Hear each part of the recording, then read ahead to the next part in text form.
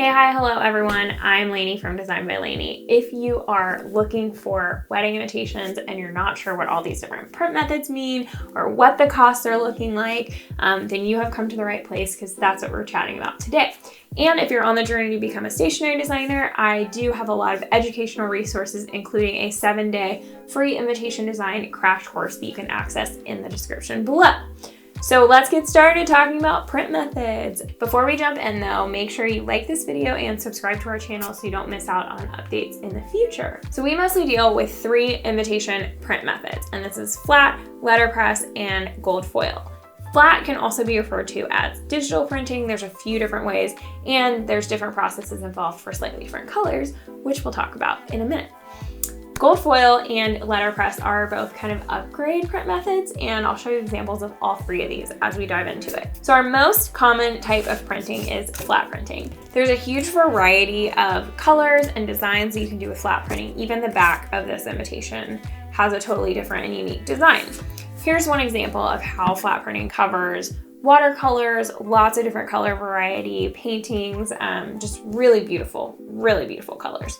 Flat printing is our most common print method, and it is also going to be the cheapest. This is basically what you think of as just like your regular old printing, but it's going to be on higher quality machines than what you've got like at home that handles ink and color better, as well as handling registration and our luxury papers especially. One thing that you can do is actually flat print white. Here's an example of that on this green envelope, and it is a slightly different process because only certain printers can handle white printing. So you're probably gonna have to pay a little bit of an upgrade for that, but not quite as much as you would for either of the other 2 options that we're gonna talk about today.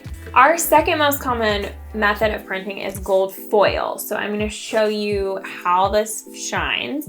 And we talk about foil stamping. It's actually what it's called because there's actually a physical die created out of metal that is layered with a piece of foil and then physically pressed into the paper to create an indentation. So you can see how beautiful that indentation is and how shiny the foil can be. This is actually not always the case. Foil can come in any color and can also be completely matte. So even though we think of gold foil and it's the most common one that we use, you can also do holographic foil, or you can even do matte foils. If you want white ink on a dark piece of paper, we might recommend a white matte foil because that's the only way to really accomplish that, as opposed to flat printing, which is not going to include that indentation that we love, that makes it feel so luxurious. Our third most common and potentially my favorite wedding invitation print method is called letterpress printing. So here's an example of that. We typically use really thick cottony paper for this, and it's very similar to foil in that a die is actually pressed into the paper and it creates that nice indentation. The difference here is that letterpress printing uses ink instead of an actual sheet of foil when it presses into the paper. So you can see that it's more of a matte look, and it doesn't work as well for covering super large areas, whereas foil could be fine for covering larger areas. Here's an example of what's called a blind letterpress print, which is where they press the die into the paper with no ink or foil on it at all. This is really cool and can be super modern. I actually used it for my own wedding invitations recently.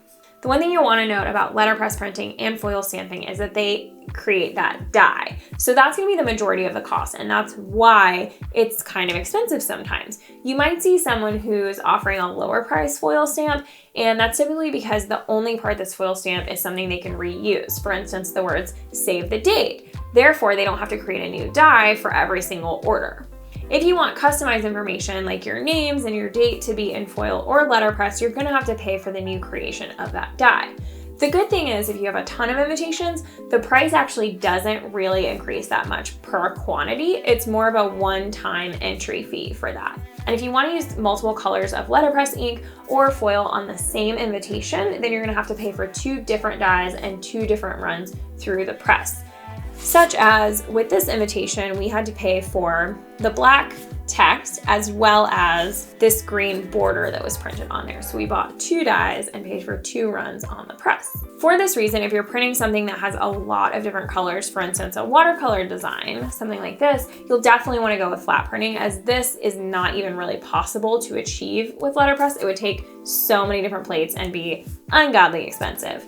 If you want to go with watercolor, definitely go with flat printing. That's going to be really cost effective as well. If you want something that really stands out for a single color text or element, then you'll definitely want to go with something like letterpress or gold foil, especially if you want something shiny and kind of glam.